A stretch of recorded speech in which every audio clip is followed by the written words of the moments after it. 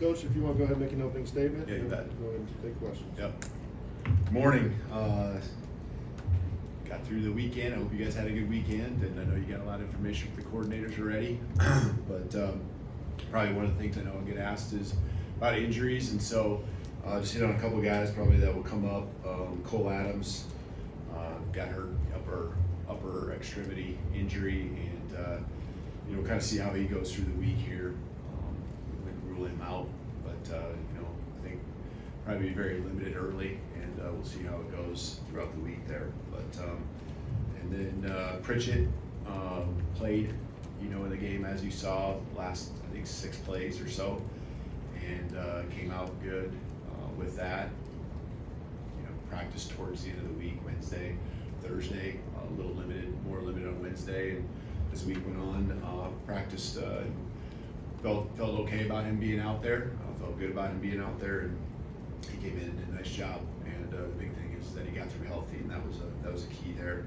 And then Caden Proctor, he will continue to work on his functional movement and all that kind of stuff early in the week, and keep progression in a way where I feel we're going to be pretty dang close by the weekend of getting on the football field. So I feel like he's coming along real well, especially at the end of last week, working extremely hard to get back out there.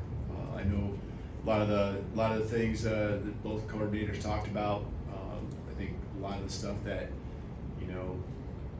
needs to be worked on was pretty obvious. I think sometimes you look at a game and maybe statistics don't show the things that we know as a staff we need to work on. I think pretty obvious penalties and takeaway turnovers, creating takeaways and limited in turnovers is a high priority. It always is. Not something that we don't take lightly. It's something that's an emphasis every single day. So we'll continue to do that. And there were some highlights I thought that you can take from the game, both sides of the ball as a team. Continue to fight, continue to play. Didn't feel like our guys ever came up short with the amount of energy and effort. I think they had a ton of energy and want to before the game. At halftime, thought they regrouped. Thought both sides were holding themselves accountable for the things that they knew they needed to clean up. We cleaned up some of those things, I think, in the second half. Other issues presented themselves, and in the end, though, they're going to find a way, and they kept fighting. They kept playing together. They took it on themselves individually, their unit, to go make the plays and trust the other side of the ball that they'd get it done as well. So I'm proud of that piece. Tomorrow, go back to work. Today's their day off from practice, and the guys came in yesterday excited, ready to go with the challenge that lies ahead with Wisconsin. And there is no other option other than just go to work tomorrow. And I know we're going to have a great Tuesday. Questions? All right, thanks, Coach. Starting right, Charlie. Yeah, hey, Coach. Just given what he went through last week, just how proud are you of the way that Q Robinson played on Saturday and went through that? Yeah, he's played a couple really good games here in the 2 games we played. So I'm proud of him. I told him that after the game, and I thought about him a couple times when I saw him out there flying around. And I know there was a couple emotional times I think that he went through in the game, but he's just a special guy all around. Everyone sees him as a player, but being around him and who he is as a person, he loves this program. He is a guy that just everyone looks to as being consistent, I think, and for him to really get back here, have some urgency getting back here, and feel like he wanted to be around this team the latter half of the week. It just shows everything that I said, about his commitment to wanting to be here and help this program every single day be the best we can be. So, a lot of emotions I know for him, and I was proud of the way he played. He's done a great job here through 2 games. Let's go to the middle of the room to Emily Grace. Coach, can you walk me through the play calling process and what your input is on each play? Yeah, Coach Sheridan, you talking offense? Yes. Yeah, okay. Offense, Coach Sheridan calls the plays throughout a drive. Obviously, I can override something if it is, but I know as a play caller, having done it for 20 years, that you have to be in a rhythm. You have a plan. In between series, I'll ask, what his thoughts are after they've had a chance to get to with the players, now especially with the iPads, make get a couple thoughts together on what they saw, and as he's up in the box putting the next kind of thoughts in the drive together, I'll be on the defensive side, but then I'll flip over.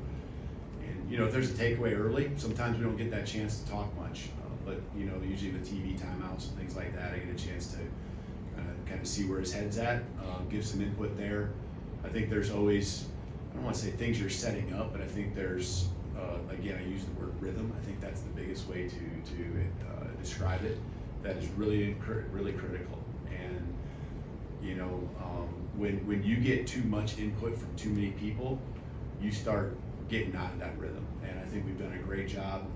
That's something I've made a point ever since I became the head coach again to make sure I do, because I know when I was with head coaches who did that, how much I appreciated that. And I was fortunate for 10 years as an assistant to pretty much have head coaches that let me kind of go about my business the way I thought it needed to be done. So Left side, over to Chase. Coach Womack already commented on the targeting call on Justin Jefferson, but apart from that, can you just discuss his play? I think he had 10 stops and his development over the last week or two. Yeah, again, I think that whole linebacking core has done a lot of great things. Justin certainly flying around. We feel great about the speed he brings. He's into it. He's into it not just individually. He's a guy that's becoming a strong leader in our football team, and the energy he brings every day. I just love having him in this program. He's involved in special teams, and so not having him out there in the first half will be tougher. I mean, he's an important part of what we do with different packages. And unfortunately that happened late in the game. So we'll have to work through that here in the first half of Wisconsin. Stay on the left side with Alex. 2 games worth of watching film with Jalen Milroe. What do you like from what you've seen, and where do you want to see some improvement from him? Okay. I think about some touchdown throws that he's made. K-Law in the first game, scramble on the run, the one to Prentice this week, stepping up in the pocket. I think those are things that I've seen that where he's really improved. He had a scramble to Dupree where he hit him along the sideline. I thought there was another one that he did a really good job, and some other guys could have worked with him a little bit better on a scramble drill. He went to the right, hit Germ on a scramble. And so I think eyes down the field and playing that game that he can play, because people are worried about his legs, where he can run and take off, or he can draw the attention to him and throw it. I think that's been great. When we give him looks where he can make decisions, because there's a lot of times 2-3 choices where he can make, whether it's throw a ball to the perimeter, run a running play, he might even keep it. I think he's getting better with every rep that we do it, whether it's in practice or the games. You're seeing that show up, and we want those options because he can do it with his arms and his legs. And the throw and the touchdown to Ryan Williams, that opportunity to just rip it out there. That's something I think when we first started in spring ball, I think saw it in fall camp where he was getting more and more comfortable. It's not just confidence in yourself, it's confidence in the guys that are around you. And I think that's the key, and so he's developing that. We're talking through every little detail, not just with him, but we're talking it through with the other positions so that trust can happen on the practice field. We're intentional with that. And so he's I thought again, this week he made more strides with checking protections, with confidence. We can continue to work on that. He had to run around a little bit at times, more than we'd like. But there's a number of factors that come into play. It's not just the offensive line; it's the whole group. And I think the areas you continue to improve. I think we just continue to work together with him to shape and mold. And I think almost every year, I don't care if it's an offense you've been with in year 2 or year 3 or more. I think there's an evolution, where you have different personnel than the year before. And right now we're continuing to find exactly what works for us, what that rhythm is, what he's exactly comfortable with.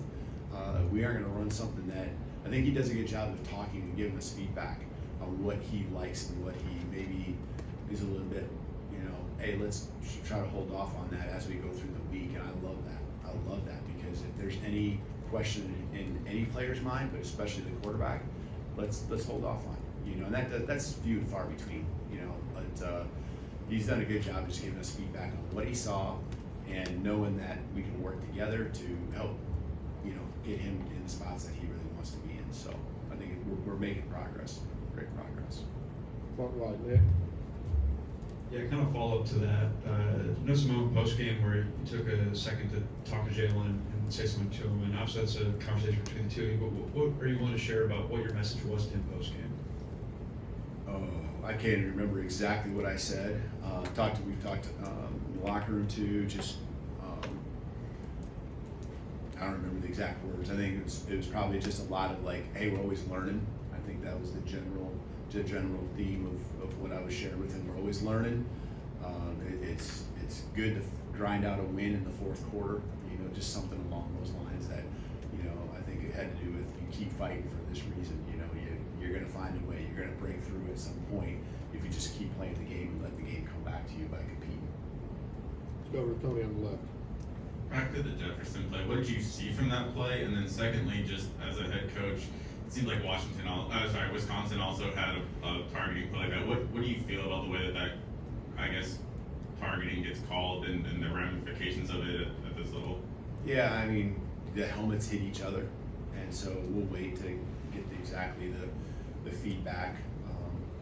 There's not much you can do, you know, when you're out there as a coach at that moment. Anything I say isn't going to matter when they're going through their decision. And so, you know, their helmets hit, and now it's just a matter of whether you met any or all of the ways that they determine whether it's targeting or not. So, you know, face mask versus crown, all those type of things. And I know, yeah, they got a player that's out too. I think that was more of a mid-level hit in that game. So, Stay on the left side to go to Steven. Coach, when you have a position group that may be struggling a bit with penalties, like what do you say to that group to keep them calm and keep them mentally engaged?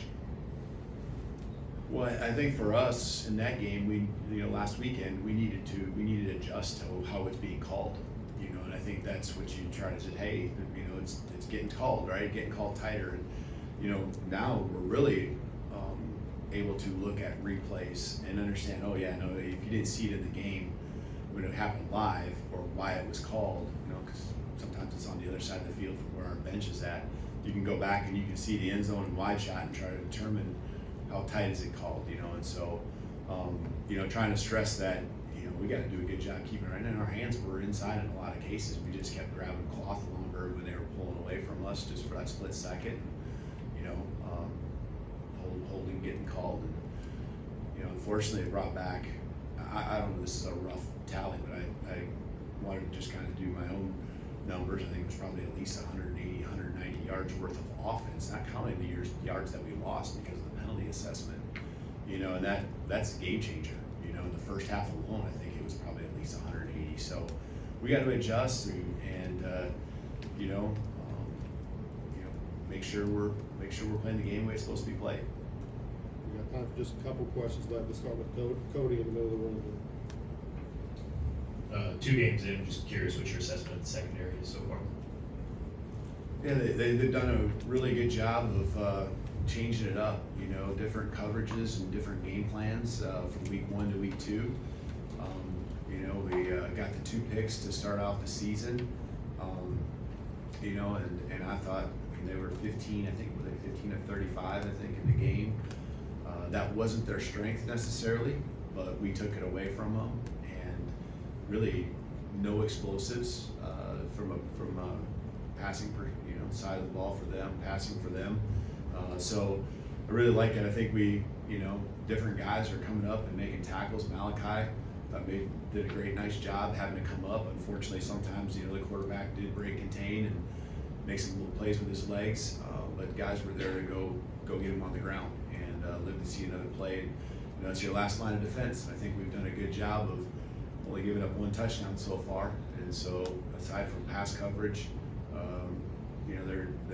they're keeping opponent out of the end zone, in the red zone especially, forcing field goals. So I like where we're at. Got a lot of youth that we're rotating through there. That's not just promising for the growth that they're going to have this year, but promising for the future down the road. Let's go to the back middle here. Hey Coach, Jonathan Hoppy with WBRC. First road trip for you guys here at Alabama. Obviously you've coached in some big games. How do you get these guys ready for what will be a great environment up in Wisconsin? Yeah, there's nothing like playing at home here at Bryant-Denny, but I think there is something to knowing you're going to go into a great environment. These guys really probably haven't been there. Maybe a couple guys from the Midwest that have seen that or been on a visit maybe at one point. But it's going to be a great atmosphere up there, and it's one that I think when you're preparing to go play those games, and we'll of course have that many times here with the SEC schedule too.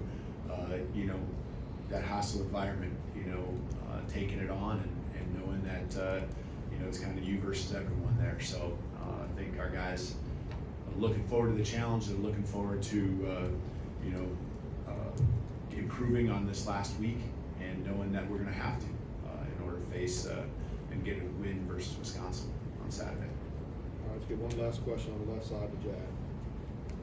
Hey Coach, Coach Womack touched on it, but what did you make of Tim Keenan's performance, and just how have you seen him continue to kind of be a leader for your defenses here? Yeah, I caught Tim yesterday. I think we all are on the same page and feeling that he's done a really nice job here in the first two games as well. Just pushing the pocket and disciplined. His assignment. He's just steady as a person, but he's also just steady as a player. Force inside, So his strength is important. He's making sure he always does his job, and you can count on him. So really, really key piece to the success that I think we've had defensively. Thank you, Coach. Awesome. Thank you, Roll Tide.